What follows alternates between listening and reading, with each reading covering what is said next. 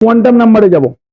Quantum number mainly হচ্ছে যে আমরা দেখলে যে শ্রোডিঞ্জার ইকুয়েশন থেকে যে ভ্যালুগুলো ক্যালকুলেট করলে তার ভেতর থেকে তুমি কোয়ান্টাম নাম্বার পেলে, এন এলিমেন্ট সবই পেলে।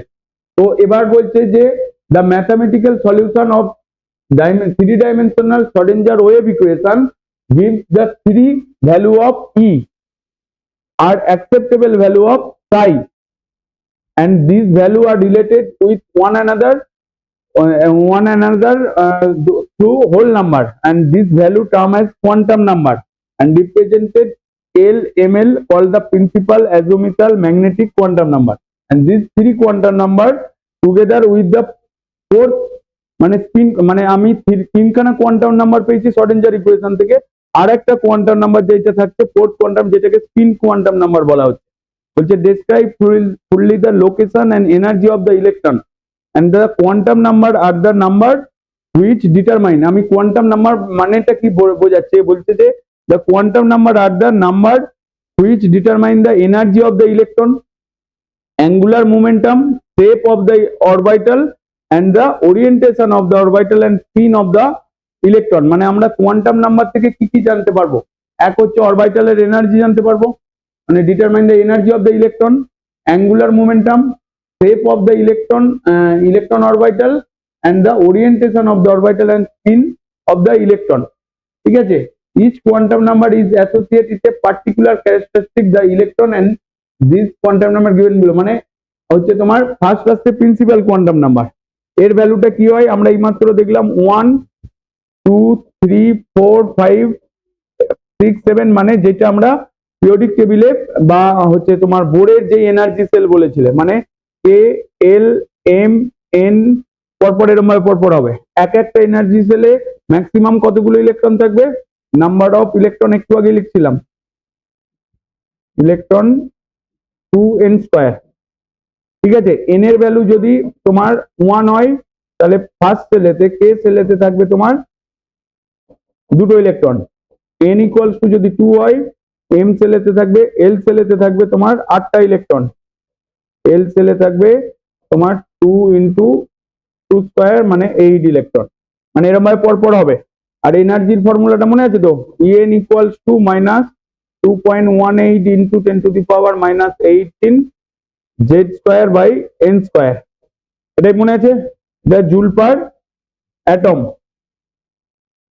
এটা পড়েছিলে। তার মানে আমরা এখানে কি পড়ছি যে the quantum number represent the size of the orbital. এখান থেকে প্রিন্সিপাল কোয়ান্টাম নাম্বার থেকে এটা জানতে পারছি একটা অরবিটালে কতগুলি ইলেকট্রন আছে সেটা জানতে পারছি, আর অরবিটালের এনার্জি জানতে পারছি প্রিন্সিপাল কোয়ান্টাম নাম্বার থেকে। এরপরে আসবে তোমার অ্যাজিমিথাল কোয়ান্টাম নাম্বার, যার ভ্যালুটা মাইনাস L2 প্লাস L এর মধ্যে থাকবে, না না না ভুল বলছি, এটা আগে বলেছিলাম 0 টু n-1 এর মধ্যে থাকবে, আগের ক্লাসে ডিসকাস হয়েছিল। এল এর ভ্যালুটা যেটা হচ্ছে তোমার সামারফিল্ড থিওরি থেকে এল এর ভ্যালুটা যেটা এসেছে, ঠিক আছে, এলটা হচ্ছে তোমার অ্যাজিমিথাল কোয়ান্টাম নাম্বার, এই যে ডিসক্রাইব বাই দ্য সামারফিল্ড। ঠিক আছে, it is also known as the second subsidiary or lesser or the orbital quantum number, it is represented by the letter L and quantum number describes the name of subcell and shape of orbital present। আমি এখান থেকে কি কি জানতে পারবো, যদি n এর value 1 হয় L এর ভ্যালু হবে 0, n এর ভ্যালু যদি 2 হয়, n এর ভ্যালু যদি 2 হয় L এর ভ্যালু হবে 0 1, n এর ভ্যালু যদি 3 হয় L এর ভ্যালু হবে 0 1 2, n এর ভ্যালু যদি 4 হয় L এর ভ্যালু হবে 0 1 2 3। ঠিক আছে, এবার এখানে বলছে নেম অফ দ্য সাবসেল কিভাবে আসছে, যদি L এর ভ্যালু 0 হয় তাহলে s অরবিটাল, L এর ভ্যালু যদি 1 হয় তাহলে p অরবিটাল, L এর ভ্যালু 2 হলে d অরবিটাল, আর L এর ভ্যালু 3 হলে তোমার f অরবিটাল, L এর ভ্যালু 4 হলে g অরবিটাল, তারপরে GH করে পরপর চলতে থাকবে।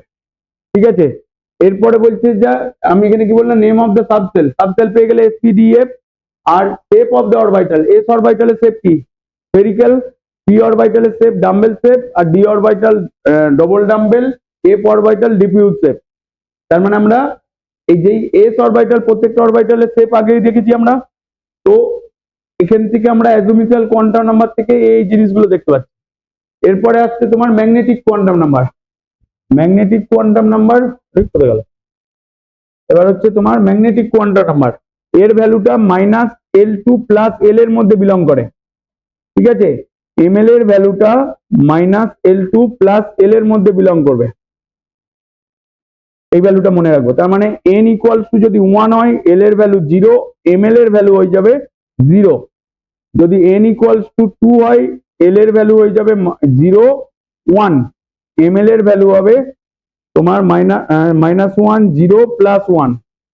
আর n ইকুয়ালস টু যদি 3 হয়, L এর ভ্যালু হয়ে যাবে তোমার 0 1 2, ml এর ভ্যালু হবে -2 -1 0 প্লাস 1 প্লাস 2।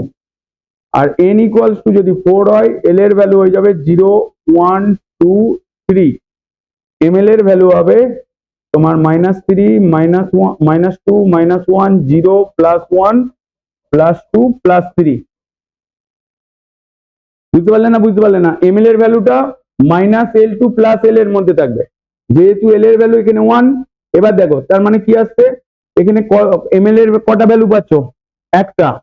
তার মানে কটা অরবিটাল হবে? একটা অরবিটাল হবে। এখানে ml এর ভ্যালু কটা পাচ্ছ? 3টে, তার মানে 3টে অরবিটাল পাবে। আর ml এর ভ্যালু কত পাচ্ছ? এখানে 2টো, মানে 5টা, তাহলে এখানে এই 5টা অরবিটাল পাবে। আর এখানে 7টা অরবিটাল পাচ্ছ ml এর ভ্যালু, তাহলে এখানে ml এর 7টা ভ্যালু, তাই এখানে 7টা অরবিটাল হবে। বুঝতে পারলে না? বুঝতে পারলে না? এরপরে আমরা এখানে শর্ট ফরম্যাটে মনে রাখবো যে ml এর ভ্যালুটা যদি 12 প্লাস 1, এটা নাম্বার অফ অরবিটালের ফর্মুলা। যদি নাম্বার অফ অরবিটালের ফর্মুলা কি হবে? ml equals to 12 plus 1। আর এক একটা অরবিটালে ইলেকট্রনের সংখ্যা, নাম্বার অফ ইলেকট্রন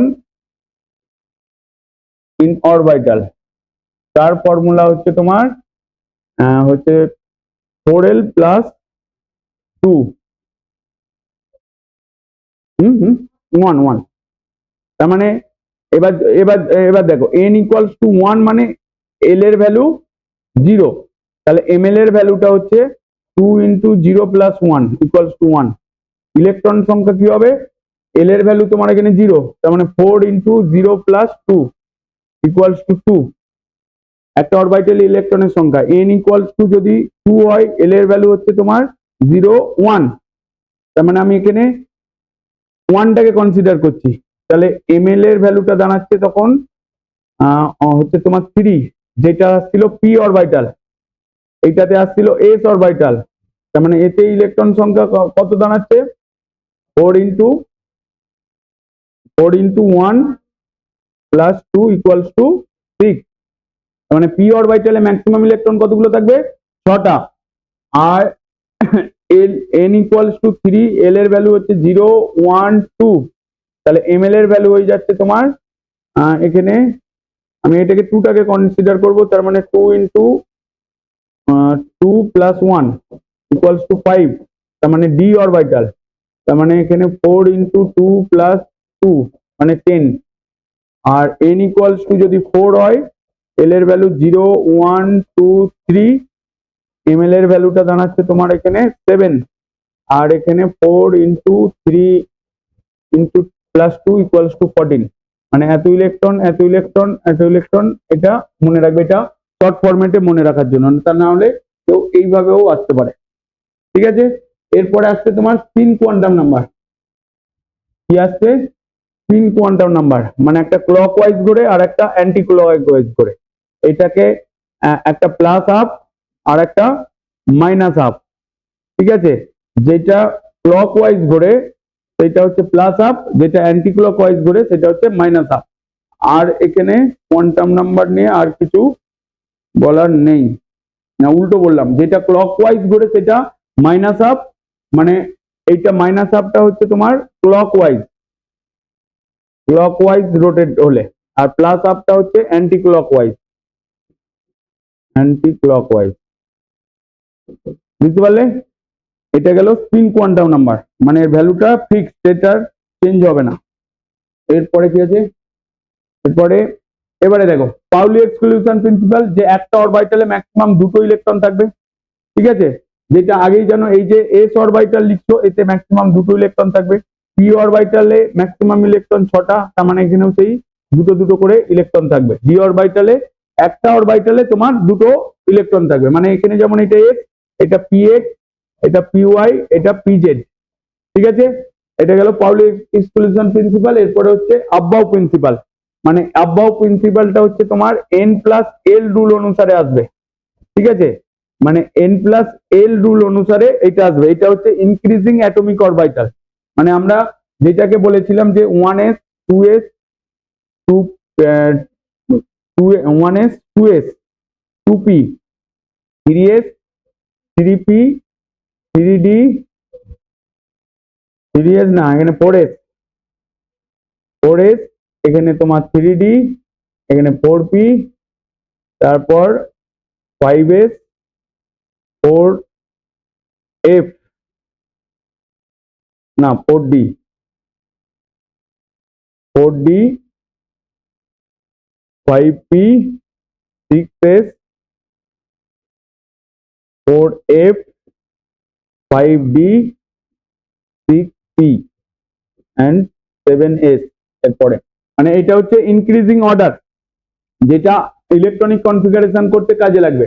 এই যে এখানে কোশ্চেন আসছে যে এখানে 3d আর 4s এর মধ্যে 4s টা আগে চলে এলো কেন? তো কোশ্চেনটা কি আসছে, যেমন যদি যদি দেখি 4s এর ক্ষেত্রে n এর ভ্যালু কত? 4, l এর ভ্যালু s অরবিটাল মানে 0, তাহলে n প্লাস l কত দাঁড়াচ্ছে? n প্লাস l দাঁড়াচ্ছে তোমার 4, দাঁড়াচ্ছে 4 plus 0 equals to 4। R 3d এর ক্ষেত্রে n এর ভ্যালু হচ্ছে তোমার 3 আর l এর ভ্যালু হচ্ছে তোমার 2, তার মানে n plus l equals to দাঁড়াচ্ছে 3 প্লাস 2 ইকুয়ালস টু 5। তার মানে ডি এর এনার্জিটা বেশি হচ্ছে, তাই 3d হচ্ছে তোমার 3d এর এনার্জিটা বেশি আর 4s এর এনার্জিটা কম, তাই 4s টা আগে লিখছি। আর আব্বাউ প্রিন্সিপাল মনে রাখার জন্য যেটা নর্মালি পড়েছো আগে, 1s 2s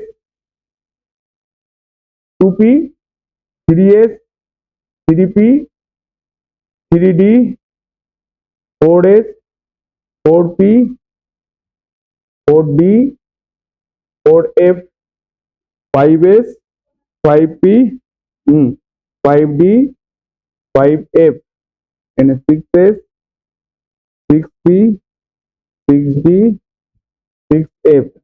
তার মানে এইটা এরকম যায়, তাই তো? হ্যাঁ না, মানে এইদিকে যাচ্ছে আবার ঘুরে এইদিকে আসছে। তো এইটা একদম ছোটবেলা থেকেই শিখে আসছো। মেন মনে রাখবে এখানে এন প্লাস রুল ফলো হচ্ছে, এইটাই এই অনুসারেই আব্বাউ প্রিন্সিপালটাকে অ্যারেঞ্জ করা হয়েছে। মানে এটা তুমি যখন ক্লাস 11-এ পড়লে উঠেছিলে, তোমাদের টিচার আগে সবার প্রথমে এটাকে ড্র করেছে, কিন্তু এখানে এন প্লাস রুলটাকে বলেনি যে এই রুলটা কিভাবে অ্যাপ্লাই হচ্ছে, বা 3d-টা কেন এলো বা 4d-টা কোনো কোনো টিচার বলে না, বলে না। হয়ে গেল। এরপরে আসছে তোমার হুন্স রুল। হুন্স রুল হচ্ছে একটা অরবিটালে সিঙ্গেলি অকুপাইড হবে। যেমন বিয়ে বাড়িতে খেতে গেলে তোমাকে সব খাবার একসাথে দেয় না, প্রথমে এক এক করে দেয়, তাই তো? ঠিক অরবিটালের মধ্যেও ইলেকট্রন সিঙ্গেলি অকুপাইড হবে, মানে তোমার কাছে 4টি ইলেকট্রন আছে, তোমাকে বলছে পি অরবিটালে অ্যারেঞ্জ করতে, তুমি এরকম পরপর দুটো লিখে দিতে পারো না। এটা এটা ভায়োলেট করছে তোমার পাউলি এক্সক্লুশন প্রিন্সিপাল, হুন্স রুলকে। তুমি কি করবে, একটা একটা করে অকুপাই হবে, এবার যদি এক্সট্রা থাকে তারপরে আর একটা অকুপাই হবে, ঠিক আছে? এটাই হচ্ছে তোমার হুন্স রুল। স্টেটমেন্ট পড়বে, একদম সিম্পল স্টেটমেন্টেই লেখা রয়েছে। এরপরে আসছে তোমার এক্সট্রা স্টেবিলিটি। এবার কোশ্চেনটা এখানে আমি এখানে বলে দিই, এক্সট্রা স্টেবিলিটি মানে যে ইলেকট্রনিক কনফিগারেশন কিভাবে করতে হয় জানো? ইলেকট্রনিক কনফিগারেশনটা এবার আমি এখানে বলবো।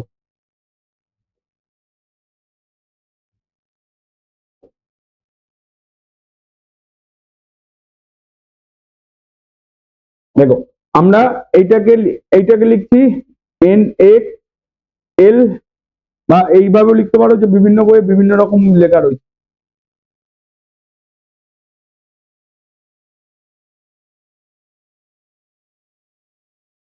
বিভিন্ন বইয়েতে বিভিন্ন রকম ভাবে এটাকে রিপ্রেজেন্ট করেছে, যে এইটা হচ্ছে তোমার, এটাকে এরকম লেখো NaCl, ঠিক আছে। এইটা হচ্ছে নাম্বার অফ ইলেকট্রন, এক্সটা হচ্ছে তোমার অরবিটাল, কোন অরবিটাল হবে, এনটা হচ্ছে প্রিন্সিপাল কোয়ান্টাম নাম্বার।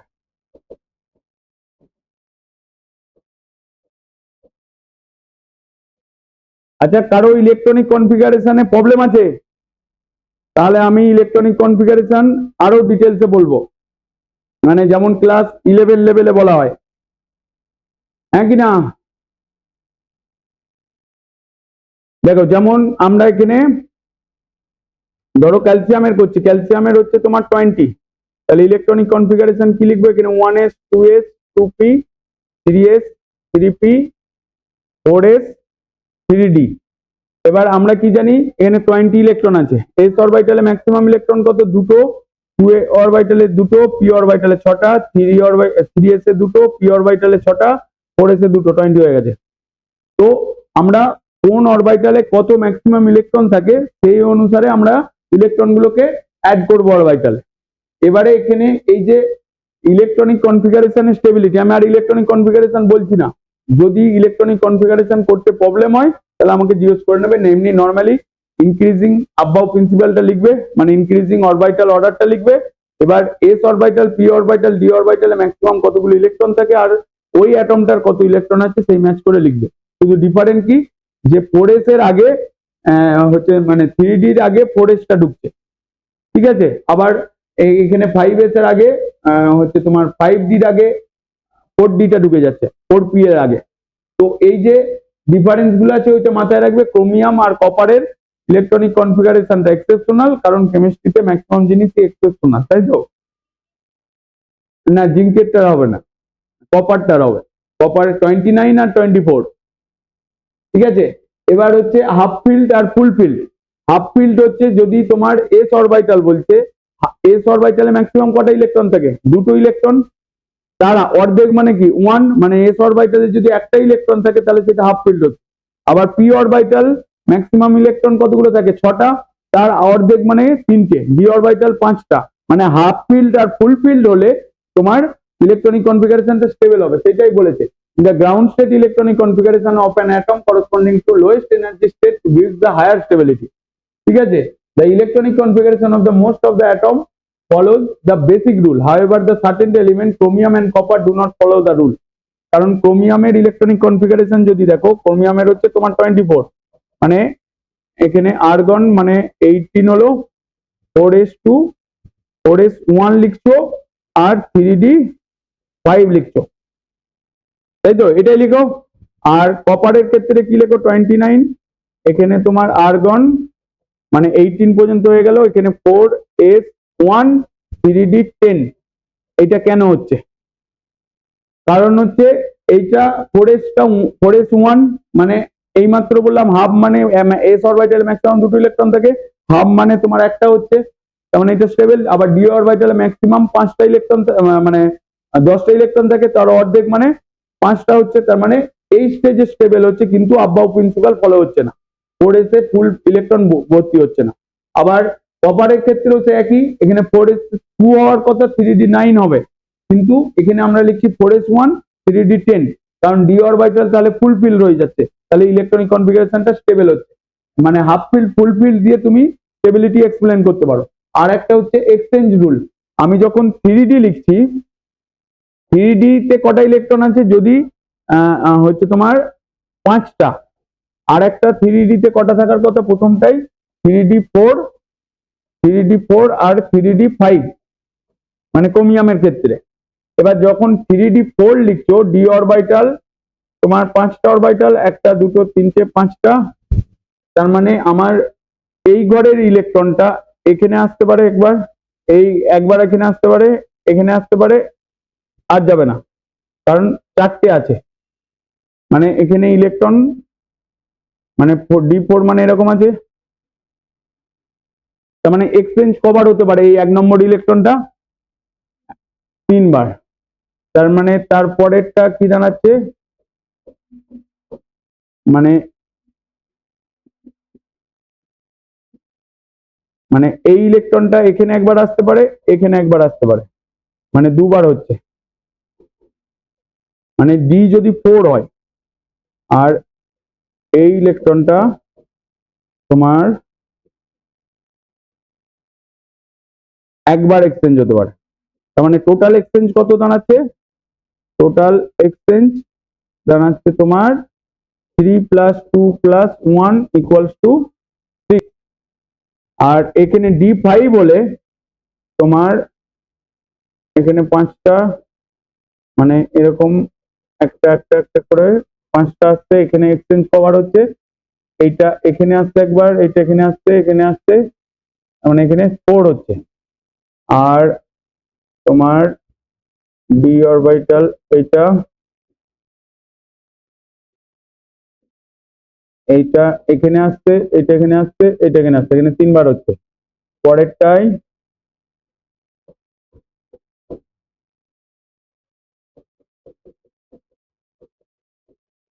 মানে এই অরবিটালটা এখানে আসছে, এখানে আসছে, তার মানে এখানে দুবার হচ্ছে, পরেরটাই একবার হবে, তাই তো?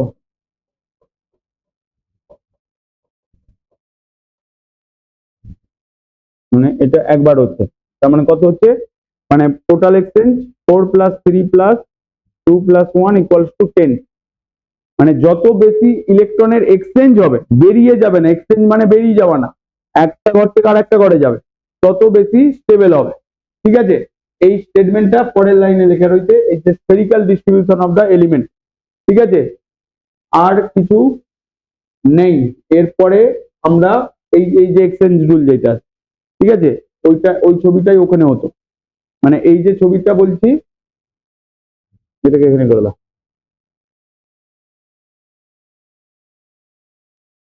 ঠিক আছে, আর এখানে কিছু নেই। এরপরে আমরা চলে যাব, আর এবার রেডিয়াল প্রবাবিলিটি ডিস্ট্রিবিউশন কার্ভ করব, যেটা কাল সকালবেলা হবে। ঠিক আছে, কারো কিছু ডাউট আছে?